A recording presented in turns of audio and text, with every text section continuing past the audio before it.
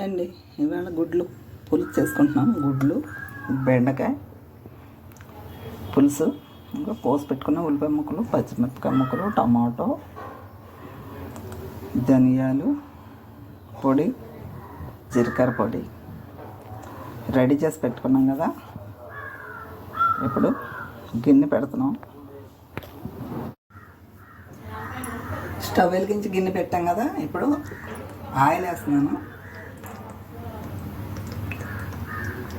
గుడ్లు వేపడానికి సరిపడంత ఆయిల్ వేస్తున్నాను. ఇప్పుడు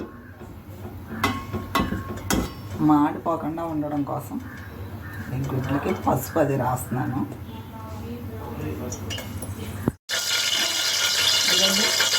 ఆయిల్ వేస్తుంది కదా, అంటుకోకుండా పసుపు రాసి పెట్టుకున్న గుడ్లకి నాట్లు పెట్టి నాట్లు పెట్టామని చాలు పెట్టి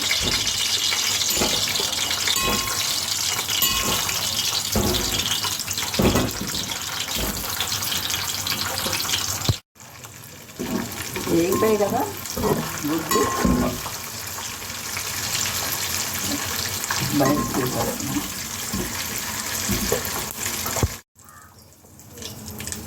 ఇప్పుడు కోసి పెట్టుకున్న ఉల్లిపాయ ముక్కలు వేస్తున్నాను.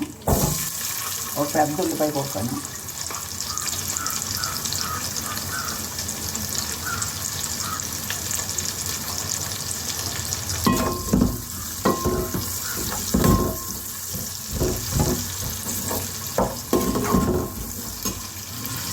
తర్వాత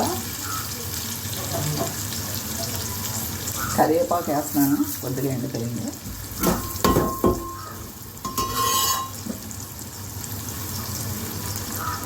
తర్వాత పచ్చిమిరపకాయ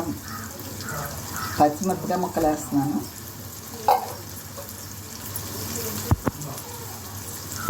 ఇప్పుడు ఒక పెద్ద స్పూన్తో అల్లం వెల్లుల్లి పేస్ట్ వేస్తున్నాను. అయిపోయి కదా, కొద్దిగా కొత్తిమీర వేస్తున్నాను.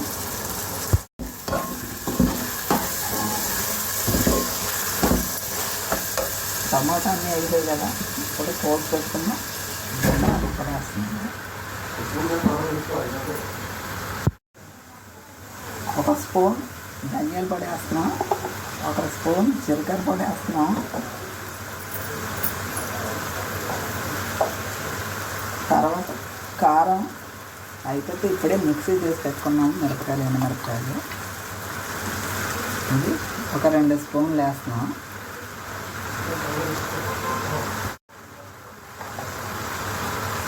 కొద్దిగా పసుపు, సరిపడంత ఉప్పు,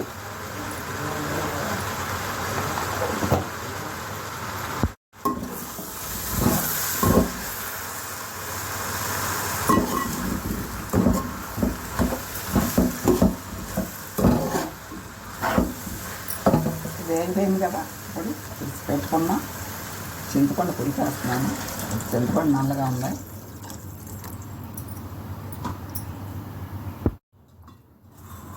ఇప్పుడు గుడ్లు వేసేస్తున్నాను.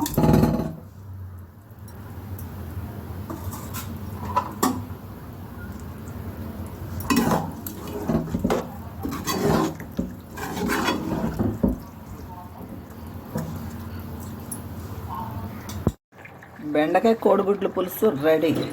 మీకు నచ్చితే ఒక లైక్ కొట్టండి, సబ్స్క్రైబ్ చేసుకోండి.